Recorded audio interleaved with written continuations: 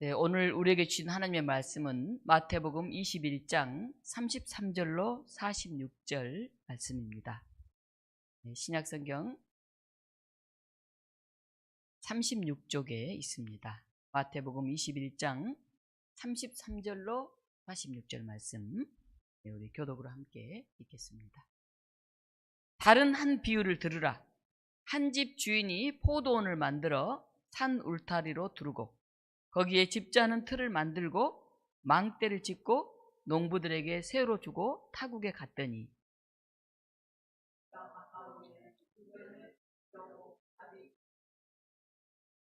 농부들이 종들을 잡아 하나는 심히 때리고 하나는 죽이고 하나는 돌로 쳤거늘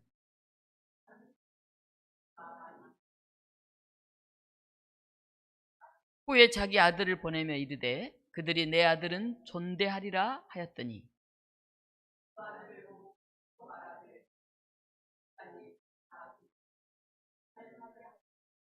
이에 잡아 포도원 밖에 내쫓아 죽였느니라.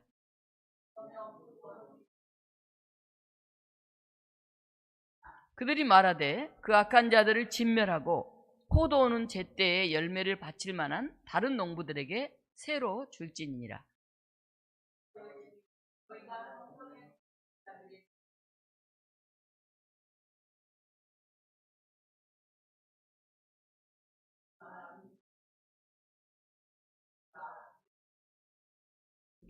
그러므로 내가 너희에게 이르노니 하나님의 나라를 너희는 빼앗기고 그 나라의 열매 맺는 백성이 받으리라.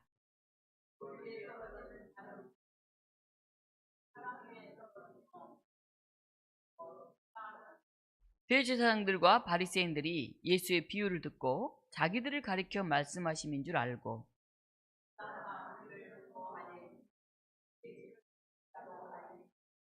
아멘. 오늘 이 본문을 가지고 기대라고 하는 제목으로 말씀을 전합니다.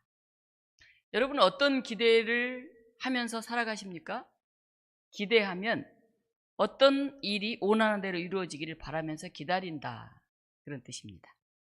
여러분은 배우자에 대해서 기대하십니까? 에이, 이제 포기했어요. 그냥 삽니다.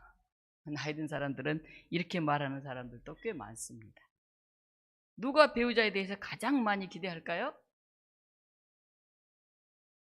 네, 이제 결혼을 앞두고 있는, 또 결혼을 막 한 신혼부부들이 기대가 굉장히 많지요. 결혼하면 이러이러하게 해줄 거다라고 생각을 하죠. 우리 청첩장 돌린 우리 승주 씨와 현주 씨 엄청 기대하고 있지 않을까 생각이 듭니다. 그런데 그래서 결혼 후에 많이 싸웁니다. 왜냐하면 그 기대치에 맞추어지지 않기 때문에 그렇습니다. 그러다가 해가 지날수록 하나둘 포기하게 됩니다. 좀 좋게 말하면 기대를 내려놓는다, 기대치를 낮춘다, 그런 말이죠. 기대치라는 말이 있습니다. 이루어지리라 기대하였던 목표의 정도, 그걸 이루는 말이에요. 정도 70, 아니 60, 아니 90, 기대치가 있잖아요. 이와 관련해서 우리는 기대치가 너무 높다 또는 기대치에 못 미친다 이렇게 말합니다. 실제로 기대가 무산되는 경우는 흔하디 흔합니다. 그래서일까요? 서윤덕 시인이 쓴 기대치라고 하는 시가 있습니다. 한번 잘 들어보세요. 기대치, 목표를 높게 설정하고 필사적으로 애쓰고 있구나. 너무 애쓰지 마라. 다른 사람의 기대치 때문에 혹사하지 않기를 바란다. 즐기면서 하렴. 도달할 목표라면 즐기면서 해도 분명 도달할 것이니까. 너무 높이 설정하지 말고 다른 사람 기대치에 만들려고 혹사당하지 말고 즐기면서 해라. 그런 시죠? 네, 오늘 본문은 포도원 농부의 비유입니다. 하나님으로 보이는 포도원 주인이 농부들에게 포도원을 맡겨놓고 그 수확을 기대하면서 기다리는 그런 이야기입니다. 이것은 예수님이 말씀하신 비유입니다. 예수님 십자가에 달리시기 전 한 주간을 보내시면서 유대 종교 지도자들과 논쟁을 하셨습니다. 그 논쟁의 발단은 유대 종교 지도자들이 예수님을 메시아로 인정하지 않는다 하는 데서 비롯되었습니다. 많은 사람이 예루살렘으로 입성하신 예수님을 보면서 막 옷옷을 막 벗어서 막 발에 깔면서 호산나 호산나 뭐 복려나무 가지를 흔들면서 그렇게 찬양을 했습니다. 근데 유대 종교 지도자들은 이를 달갑지 않게 여기고 있었죠. 더구나 예수님 예루살렘에 들어오더니 막 성전 환전상들의 상을 뒤집어 엎고 막 누가 성전 기도하는 집을 장사꾼의 소굴로 만들었느냐 이딴 소리나 하고 그러니까 저 자식 반감이 더 심해졌죠. 자기들의 이권이 무너져 내리고 자신들의 권위가 짓밟힌다 이렇게 생각한 것이죠. 거기다 예수님이 병든 자들을 고쳐주고 심지어 어린아이들까지 막 탁 모여들어서 찬양한 것을 보고 분노가 머리끝까지 올라왔죠. 오늘 46절에 보면 이렇게 나왔잖아요. 잡고자 하나 무리를 무서워하니 이는 그들이 예수를 선지자로 알미였더라. 21장 23절에는 이렇게 나와 있습니다. 예수께서 성전에 들어가 가르치실새 대제사장들과 백성의 장로들이 나와 이르되 내가 무슨 권위로 이런 일을 하느냐? 또 누가 이 권위를 주었느냐? 그러자 예수님이 두 아들의 비유를 말씀하십니다. 어떤 사람이 두 아들이 있었습니다. 그런데 아버지가 얘들아 오늘 포도원에 가서 일해라 이렇게 말하니까 큰아들은 아버지 가겠습니다 이렇게 말만 하고 안 갔어요. 둘째 아들은 싫어요 이렇게 말하고는 뉘우치고 갔어요. 누가 아버지 뜻대로 하였느냐 하고 묻습니다. 누가 아버지 뜻대로 했죠? 둘째잖아요. 그러니까 사람들이 둘째 아들입니다 이렇게 대답을 합니다. 예수님은 이렇게 말씀하셨어요. 세리와 창녀들이 너희보다 먼저 하나님 나라에 들어가리라. 말만 하면서 실천하지 않는 제사장과 장로들보다 말로는 못한다고 하고 뒤늦게 뉘우치고 일하러 간 작은 아들처럼 회개한 세리와 창녀들이 먼저 하나님의 나라에 들어간다고 하신 거예요. 유대사의 종교 지도자들을 하면은 오늘날 정치 지도자들만큼이나 굉장히 높은 위상을 가진 사람들이에요. 그런 권력을 가진 사람들에게 당시 유대인들이 가장 싫어하고 천시했던 세리와 창녀보다 못한 존재라고 하신 것은 이 종교 지도자들에게는 큰 충격이자 모욕으로 들렸을 것이에요. 근데 이런 비유를 듣고도 깨닫지 못하자 유대 종교 지도자들에게 예수님은 두 번째 비유, 오늘 나와 있는 포도 농부의 비유를 들어서 그들을 더 강력하게 책망하십니다. 오늘 우리가 읽은 33절에 이렇게 나와요. 다른 한 비유를 들으라. 어떻게 나옵니까? 들으라. 이렇게 들으라. 명령이에요, 명령. 그래도 못 알아듣냐? 들어! 하고 말씀하십니다. 예수님이 비유를 통해서 하나님 나라에 합당한 사람이 누구인지를 알려주고 있습니다. 포도원의 비유죠. 포도는 사막이 많고 물이 길한 팔레스틴 지방에서는 음료로 사용되는 굉장히 소중한 것이에요. 또 잔치와 축대에서는 빠지지 않는 그런 과일이죠. 그러니까 포도원은 이스라엘 백성들에게 기쁨과 즐거움을 주는 곳, 그런 포도주를 만드는 그런 곳이죠. 한 주인이 최선을 다해서 포도원을 만들었어요. 장소를 정하고 땅을 구입했겠죠. 불필요한 나무들이나 잡초를 다 제거하고 마지막에 울타리를 쳤어요. 울타리는 도둑이나 짐승들이 접근하지 못하고 최상의 것을 만들기 위해서 이렇게 한 장치죠. 거기서 즙을 짜는 틀을 거기다 놓고 망대도 높이 지었어요. 거의 완벽하게 주인이 모든 것을 갖추어 놓았습니다. 그리고 농부들에게 주면서 이 포도원을 가꾸라 이렇게 말했어요. 은혜죠. 너무 귀한 것을 맡겨주신 거죠. 내가 마땅하지 않는 것을 호의로 받는 것, 아무 자격도 없잖아요. 다 갖춰놓고 나에게 그걸 맡겨줬어요. 얼마나 큰 은혜입니까? 마땅히 받을 게 아닌데 내가 그걸 받았다면 내가 사는 법이 달라져야 되죠. 감사해야 되고요. 열심히 최선을 다해야 되고요. 그렇잖아요? 그리고 그걸 다시 주인께 이웃과 나누기 위해서 힘쓰는 거, 그게 너무 당연한 거 아닙니까? 주인은 농부들에게 포도원을 전적으로 맡기고 먼 타국으로 여행을 떠났어요. 당시 귀족들은 자신의 포도원을 믿을 만한 사람들에게 맡기고 멀리 여행을 떠나곤 했죠. 그리고 축복받는 거, 그것도 차별이에요. 어렵고 힘들고 못 사는 것만 차별이 아닙니다. 차별이 뭡니까? 둘 이상의 대상을 차이를 두어 구별하는 거예요. 모두에게 포도원을 줄 수 있는, 특별히 이 농부들에 불러서 포도원을 줬잖아요.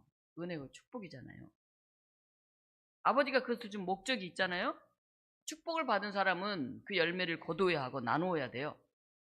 농부는 잘 지어진 포도원이 맡겨진 은혜를 받았으니까 너무 감사하니까. 그런데 사람들은요, 은혜에 익숙해지면 어떻게 됩니까? 당연하게 생각해요. 처음에는 감사했다가도 슬슬 그 생각이 사라져요. 심지어는 내가 이거 잘했는데 뭐, 내가 열심히 했는데 뭐, 그게 자기 것인 양 그렇게 착각을 하게 됩니다. 이제 포도나무 열매를 거둘 때가 다가왔습니다. 주인은 수확한 열매를 받기 위해서 자기 종들을 보냈습니다. 그런데 농부들이 수확물을 나누어서 일부를 주인에게 드려야 될 텐데 주인이 보낸 사람들을 막 때리고 돌로 치고 하나님이 보낸 선지자들을 죽인 거죠. 이 소식을 들은 주인이 얼마나 놀라고 황당했을까요? 아니 무슨 오해가 있었나? 아니 아무 이유도 없이 이렇게 일방적으로 폭행과 살해를 당했나? 그걸 파악하려고 이번에 더 많은 종들을 보냈어요. 근데 이번에도 종들을 폭행하고 또 죽였어요. 그 많은 사람들까지. 여러분 이런 상황 이해가 됩니까? 여러분 주인이라면 어떻게 하시겠어요? 세상에 이게 은혜를 몰라도 이렇게 할 수가 있나? 쫓아가서 사실을 확인하고 꾸짖거나 더 심한 막 군대를 보내가지고 다 진멸시키거나 당장에 포도원을 빼앗고 그냥 쫓아내버리거나 그럴 것 같아요. 근데 주인이 어떻게 했습니까? 네, 농부들이 내가 보낸 종들은 좀 무시하는구나. 그렇다면 마지막 남은 내 아들을 보내면 설마 존대하겠지. 이렇게 주인은 기대했습니다. 그런데 오히려 농부들은 그 아들을 보고 와, 저 아들은 상속자다. 죽여버리자. 그리고 그 유산을 우리가 차지하자. 하나밖에 없는 아들을 포도원 밖으로 끌어내서 죽입니다. 마가복음 12장 포도원의 비유가 또 나오는데요. 거기 6절에는 이렇게 나와요. 이제 한 사람이 남았으니 곧 그가 사랑하는 아들이라. 이는 상속자니 다 죽이자.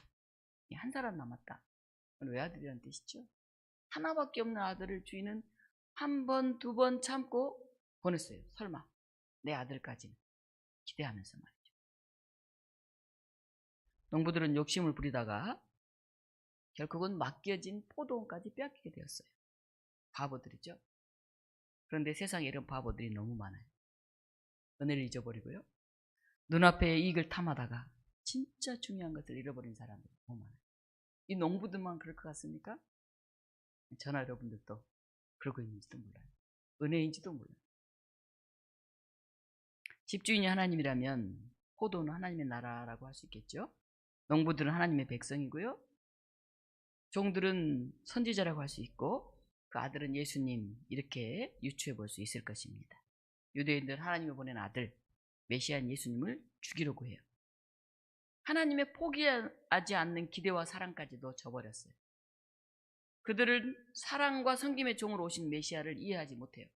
에게게 낙이 타고 목수의 아들이 무슨 메시아야? 칼과 창과 힘으로 세상을 지배하는 그런 메시아상을 그들은 기대하고 있기 때문에 예수님의 사역을 도저히 이해하지 못해요. 어쩌면 오늘도 그와 같지 않을까요? 세상 사람도 그렇다 치더라도 교회마저도 그런 게 아닐까요? 사람이 좀 많이 모이고 좀 삐까번쩍하고 건물도 좀 그럴싸하고 그러면 뭔가 좀 되고 잘하는 것 같고 그렇지 않고 뭐 사람도 얼마 안 모이고 뭐 이렇게 산동네 있고 뭐 이러면 굉장히 초라하고 그렇게 보이는 그렇게 보는 세상과 똑같은 그런 현실이 아닐까요? 예수님이 이제 묻습니다. 사람들에게. 그러면 포도원 주인이 올 때 그 농부들을 어떻게 하겠느냐? 사람들 대답하죠. 아, 그렇게 악한 사람들을 다 진멸하고 포도원은 제때 열매를 바칠 만한 다른 농부들에게 새로 줄 것 같습니다. 예수님 말씀하십니다. 그래, 건축자의 버린 돌이 모퉁이의 머릿돌이 되었다. 시편 118편 2절에 나오는 말씀이에요. 예수님은 버린 돌처럼 외면받았어요. 십자가에 달리기까지 하셨어요. 별 볼 일 없으니까. 그렇잖아요? 세상적으로. 그러나 하나님은 예수님을 다시 높이셔서 살리시고 머릿돌로 삼으셨어요. 이스라엘 지도자들의 잘못된 신앙관으로 하나님의 아들이 건축자의 버린 돌같이 그렇게 취급되지만은 결국은 하나님께서는 건축자의 머릿돌이 되게 하실 거다. 그런 말씀을 하시는 거예요. 그리고 이어서 말씀하십니다. 하나님 나라를 너희는 빼앗기고 그 나라의 열매 맺는 백성이 받으리라. 하나님 나라는 제사장이냐? 무슨 지위가 높으냐? 하나님께 제사를 엄청 잘 드렸느냐? 그게 아니고 열매 맺는 사람이 받는다. 그런 얘기. 예수님을 바로 알아보고 영접하느냐 영접하지 못하느냐 하는 것에 의해서 하나님 나라의 상속자가 결정된다는 거예요. 이스라엘 백성들은 하나님 자녀됨의 자리를 빼앗긴다는 거예요. 오히려 높은 자리에 있는 사람, 떵떵거리고 사는 사람, 큰 데 앉아서 우쭐거리는 사람, 그런 사람들, 그들이 하나님 나라를 소유하는 게 아니라는 거예요. 그 자리는 민족이나 국가가 아니라 한 사람 한 사람 어떻게 부름에 응답하고 어떻게 주님을 영접하고 그 열매 맺는 백성이 받게 된다는 거예요.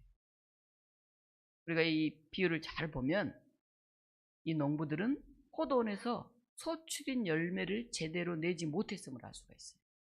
세를 잘 내는 그런 사람에게 맡기겠다. 그런 얘기 하시잖아요. 하나님 나라는 열매 맺는 백성이 받는다.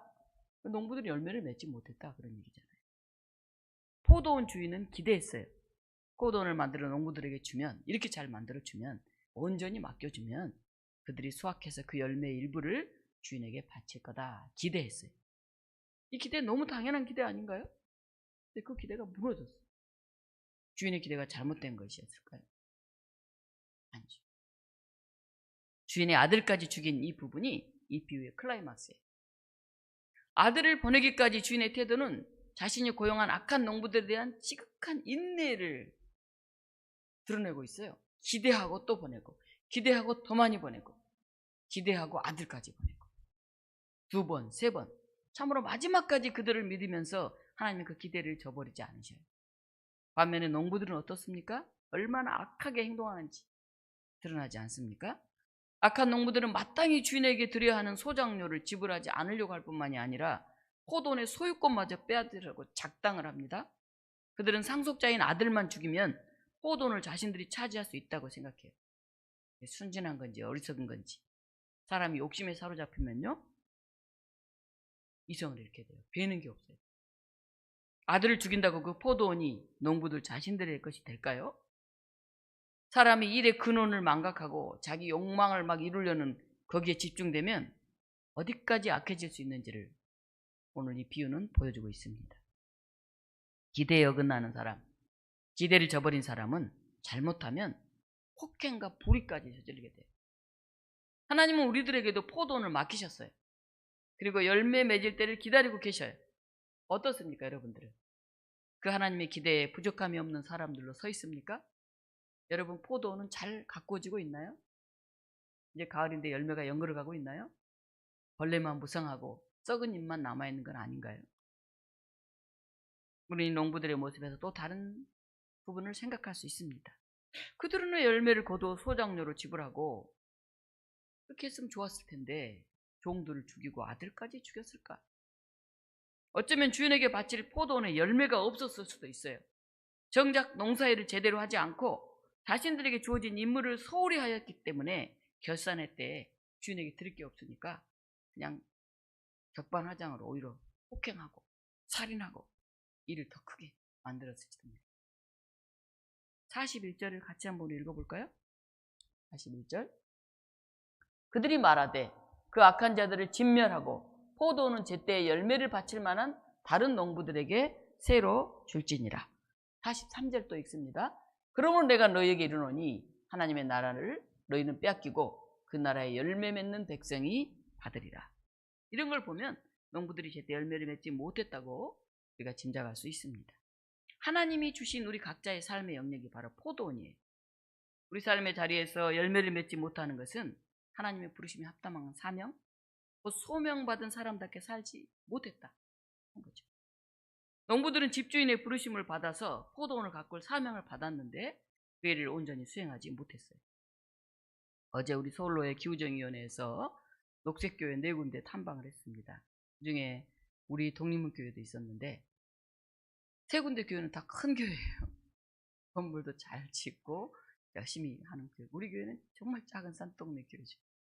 기후정위원회 위원장님이 저는 당연히 차로 올 줄 알았는데 그 탄소 금식 하니까 대중교통 이용하는 게 자가용 이용하는 거는 기름값을 많이 쓰는 거잖아요, 소수가. 그래서 이제 대중교통을 이용하라 해가지고 병동교회에서 전철 타고 지하도 걸어서 서대문 와서 마을버스 다 서서 낑겨 타고 이렇게 해서 여기까지 오면서 언제 나와요? 언제 나와요? 계속 물어봐서 김한나 집사님 김무채에서 엄청 힘들었다고 하더라고요. 아이 차 한 대로 해서 쫙 오면 될 텐데 그냥 다 60대 넘은 어르신들도 많은데 낑겨 타고 걷고 막 요새 잘 안 걷잖아요. 저도 자가용으로 착착착 끌고 다니잖아요. 그래서 오느라고 다 지쳤다 이제 그런 얘기를 하더라고요. 그렇게 높은 우리 산동네 독립교회 왔어요. 이 작은 교회잖아요. 어떻게 보면 뭐 참 굉장히 본인들의 교회에 비해서 뭐 교육관 한 층도 안 되는 그런 곳이죠. 네. 그러나 우리에게 작은 교회가 맡겨졌을 수 있어요. 우리에게 가난한 집이 맡겨졌을 수 있어요. 어려운 나라 우리가 백성으로 태어났을 수도 있어요. 근데 우리에게 맡겨지게 돼서 감사하면서 우리가 최선을 다하면 돼요. 어제 녹색계 탐방 하신 분들에게 이제 제가 PPT로 우리 교회 사역을 간단하게 보고를 했어요. 그리고 조 목사님이 성곽 밑에 그런 상자 텃밭이라든가 또 우리 장로님께서 또 근무하시는 반려식물 클리닉에서 또 설명도 해주시고 육묘장도 돌고 그리고 성곽 안에 코스모스 핀 곳을 이렇게 지나서 이제 향림교회까지 걸어갔다고 그래요. 그럼 사람들이 이 동네 이런 게 있었냐고 또 오고 싶다고 어떻게 제일 가까이 오는 길이 뭐냐고 이제 이렇게 딱 물어보면서 굉장히 즐거운 마음으로 산책하는 마음으로 은혜 받고 그렇게 돌아갔다 하는 얘기를 들었어요. 요새 제가 저희 교회 찾아오면 굉장히 기뻐요. 옛날에 우리 교회 찾아오면 제가 조금 쪽팔리고 쉽게 말하면은 좀 더 부흥도 시키고 좀 크게 이렇게 해야 되는데 참 안 되네 하고 이제 안타깝고 답답했는데 요즘 교회 오면 그렇게 좋아해요 사람들이. 여기 교회 올 때까지는 산동네 교회구나 그랬다가 바로 이 뒤에 성곽 안에 탁 들어가면 막 넓은 풍경이 열리잖아요. 그리고 우리가 하고 있는 텃밭 이런 데 보면서 너무 좋아하고 또 오고 싶어 하고 막 그래요. 그래서 저도 굉장히 기뻐요. 우리가 작은 것 받았으면 그 안에서 최선을 다하면 돼요. 큰 것 받았으면 그걸 가지고 또 최선을 다하면 돼요.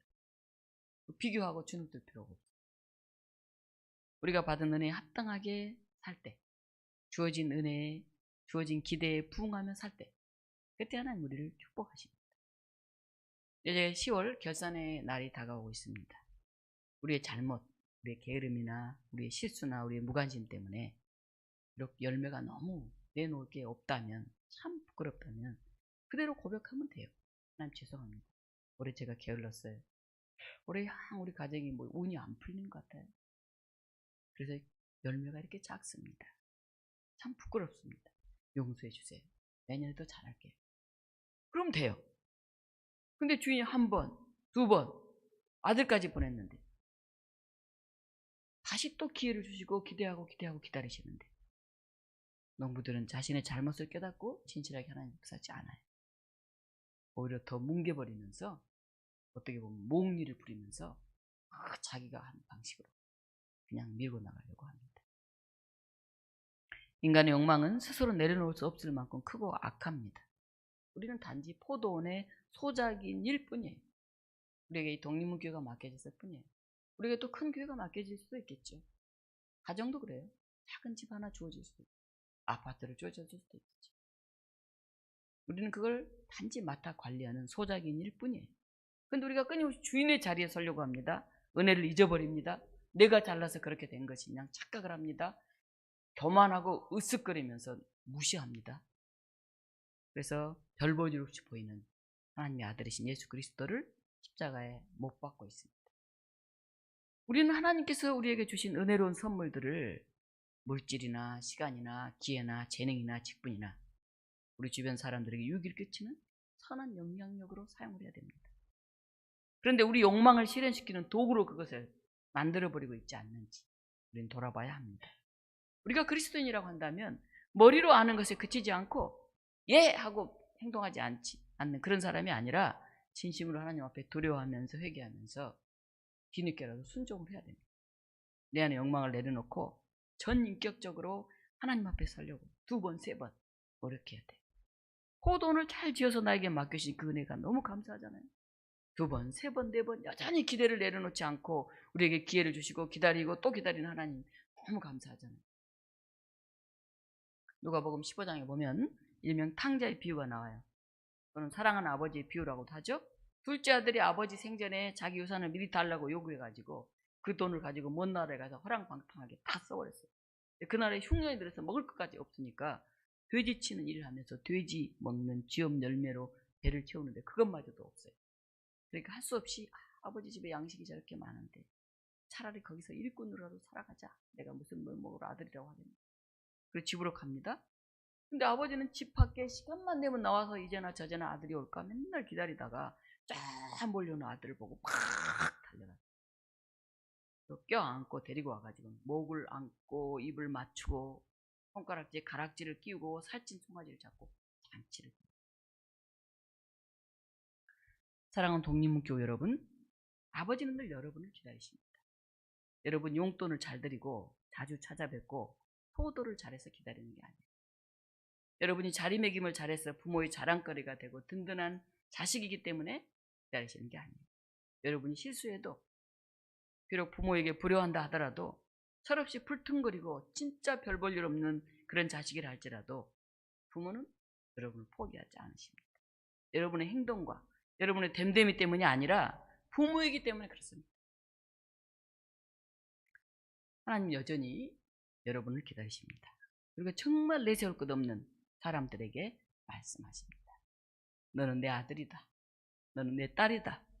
너는 가능성이다. 나는 여전히 너를 기대한다. 이 가을 비록 열매 없는 빈손일지라도 우리가 고개 들고 찾아갈 면목이 없는 삶일지라도 너는 가능성이다. 나는 너를 기대한다고 말씀하시는 그 아버지의 음성을 들으시기 바랍니다. 제가 올해 이제 서울 노회장을 맡아가지고 여성으로 64년 만에 첫 노회장이기 때문에 늘 저는 부담감이 있어요. 어디 가면 부담 없이 그냥 자유로워야 되는데 제가 못하면 여자를 시켜놨으니까 그렇다 꼭 이런 말을 들어요. 남자들 시켜놔도 못하는 거 되게 많거든요. 남자들이 그런 말을 안 많으니까. 근데 여자여서 못하면 모든 여자가 다 못하는 것처럼 그래요. 근데 제가 책임감을 가지고 여성이니까 더 잘해야 되겠다. 그래서 후배들에게 진로가 열리게 해야 되겠다. 이런 생각 때문에 항상 좀 부담을 가지면서 목회를 합니다. 그래서 올해 이제 노회장이 돼서 야심차게 운영 매뉴얼과 노회사 작업을 시작했어요. 좀 버거운 일이죠. 총무도 없으니까. 진행하고 있는데 이제 노회 재판이 또 생겼어요. 재판국이 만들으니까 너무 바쁜 거예요. 국회만 해도 바쁜데 재판까지 터지니까 너무 바쁘죠. 그리고 이제 노예 좀 불의하고 잘못된 것을 저는 이제 좀 제대로 바로잡으려고 그래요. 제가 좀 뚝심이 있거든요. 대충 넘어가고 뭐 대충 그냥 타협하고 이게 잘 안 돼요. 적당히 이제는 하겠지만 그 이상은 노 합니다. 노예 일 때문에 지금 너무 바빠요. 노예 보고서 자료가 나와서 월요일까지 발송해야 되는데 어제 우리 교회 또 탐방까지 있었잖아요. 그래서 PPT를 막 새벽에 일어나서 만들고 설명을 하고 오후에 당회가 있어가지고 순서지를 만들고 그러니까 설교 마무리를 덜 했어요. 밤 12시가 다 되는데 제가 교회에 앉아 있으니까 어머님이 전화가 왔어요. 왜 하느니? 제가 혹시 늦게 오면 전화를 합니다. 이제 빨리 가면 7시쯤 갈 때도 있지만 보통 뭐 토요일 8시, 9시까지 하죠. 이제 동생이 이제 어제 탐방을 하고 이제 집에 갔는데 이제 어제 늦게 들어갔더니 아침에 설교 준비를 좀 미리미리 하시지 그러세요. 그래서 제가 웃으면서 목요일이면 남은 설교 준비가 끝난다. 목회자들하고 워크숍을 다 하기 때문에. 근데 거기에 혼을 넣는 단 한 방. 그게 안 들어가면 그거 찾느라고 내 밤새울 때가 많다. 그러다가도 안 되면 그냥 밋밋하게 한다. 그 한 방, 그 얘기 하나, 그 감정 하나, 그 꼭지를 어디다 넣을까? 그것 때문에 내가 밤새울 때가 많다. 그런 어떨 때 일찍 끝날 때도 있어. 4시쯤. 어제 2시에 집에 들어갔어요. 한 50분 정도. 그랬더니 어머니가 주무시고 계시더라고요. 그래서 아침에 일어나서 말씀하시더라고요. 내가 새벽 1시까지 기다렸다. 네가 안 오더라. 몇 시 왔냐? 저 2시 왔는데 기다리지 말고 주무세요. 저희 어머님 90이 이제 다 됐어요.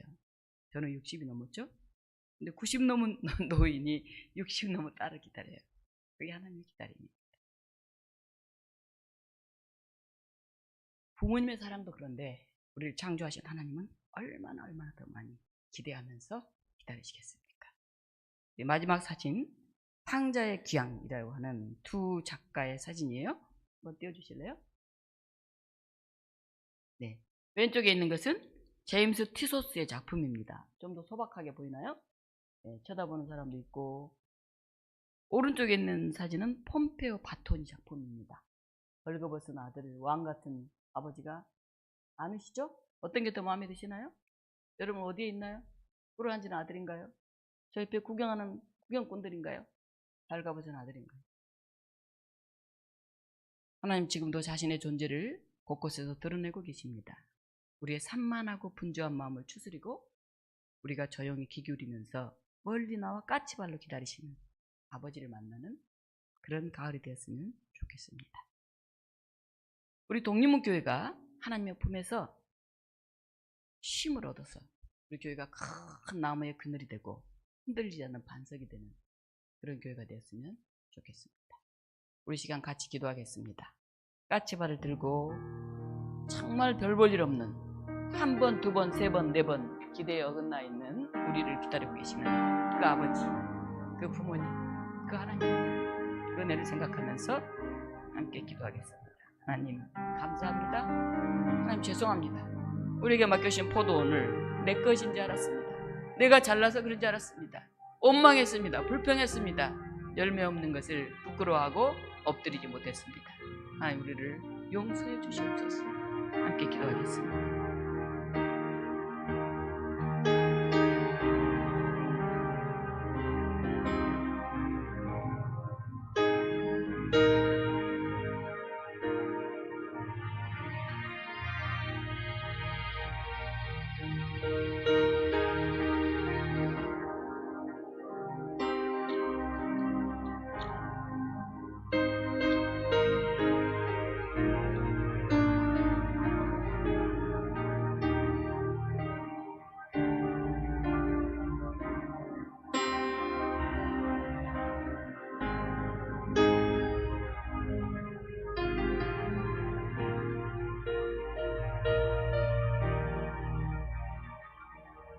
사랑의 하나님 감사를 드립니다. 우리의 열매가 없는 빈손이 우리 삶을 하나님은 질책하지 않으시고 두 번, 세 번, 네 번 기회를 주시면서 기대하십니다. 아버지의 것을 다 탕진하고 빈손 털털이로 부끄러운 모습으로 돌아왔지만은 아버지는 까치발로 저 멀리 오는 저를 알아보고 우리를 기다리십니다. 우리를 품에 안으시고 축복하시고 신발을 신기시고 송아지를 잡으십니다. 그 하나님의 은총을 우리가 감사하게 하여 주시옵소서. 그래서 이 가을 다시 일어나게 하시고 다시 열매를 거두게 하시고 다시 기뻐하게 하시고 다시 나눔이 있는 우리의 삶이 되게 하여 주시옵소서. 기다리신 하나님, 기대하신 하나님, 그 하나님을 우리가 마음에 품고 위로받게 하시고 소망받게 하여 주시옵소서. 예수 그리스도 이름으로 기도하옵나이다.